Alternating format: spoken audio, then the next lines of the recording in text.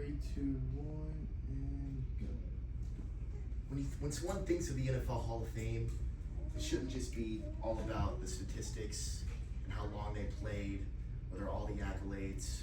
It should be about people who truly dominated the game. Someone you think that truly transcended football on and off the field. And when you think of Cameron Jarrell Newton, he dominated the game from his college days to carrying a bad team for a decade to many successful seasons. And his career was ultimately cut way shorter than it should have been due to injuries and other foreseen circumstances.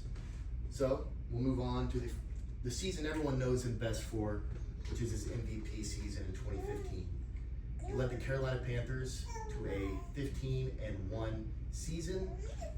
He had 45 total touchdowns, 3,837 passing yards, 636 rushing yards. This single season alone proves why he should be in the Hall of Fame. This is the season where his stats popped the most. They weren't this big in the other seasons, but his impact on the field was. There's a lot of people in the Hall of Fame's people's impact was not all that great compared to his. That 2015 team was special. Their run was ultimately cut short in Super Bowl 50 to the Denver Broncos, led by retiring Peyton Manning. So with that being said, we'll move on to reason number 2 why Cam Newton should be in the Hall of Fame, and that is carrying a bunch of bad players for 10 years to records that they had no business having.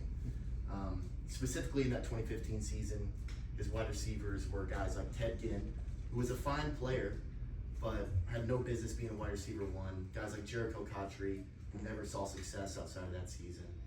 Philly Brown, another player that just never had success without playing with Cam Newton. He had good running backs throughout his career: D'Angelo Williams, Jonathan Stewart, Christian McCaffrey. Those guys were good players, but the running back is sadly not a very valued position, and he did a lot of this carrying on his own. Offensive line, not great. Willed many teams to the playoffs, like 2017, and went to the wild card 11-5 season. Lost to the New Orleans Saints in that game. And now we will move on to reason number 3 of why Cam Newton should be in the Hall of Fame, and that is his off-the-field presence.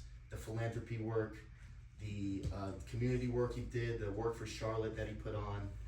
He held Thanksgiving stuff every year. We'd feed the needy kids and the unfortunate, let them have meals and food on their plate. And he was just an overall great guy in the community. He holds football camps for kids in Atlanta currently, and does 7-on-7 for kids who aren't fortunate enough to pay for it. He funds it all on his own. And another thing is what a lot of people know him for is his flashy outfits. His flashy outfits, that's what a lot of people know him for.